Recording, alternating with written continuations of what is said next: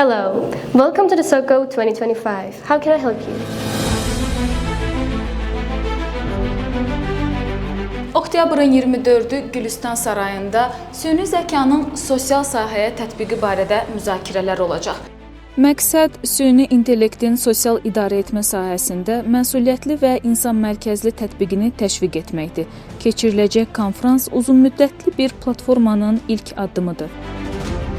Bu tədbir dövlət qurumlarını, texnoloji liderləri, yerli və xarici mütəxəssisləri bir araya gətirəcək.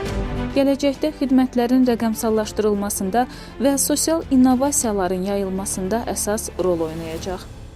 Paylaşımız oldu və bizim konfransımızı idarə edəcək.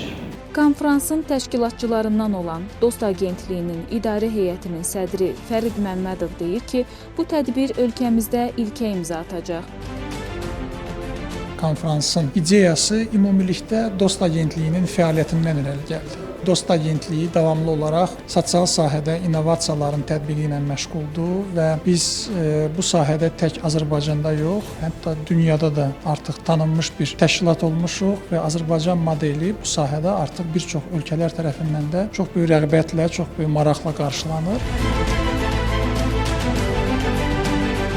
Bu tədbirdə könüllülər də fəal iştirak edəcək. Prosesə cəlb olunmuş gənclər beynəlxalq konfrans təşkilində təcrübə toplayacaqlar.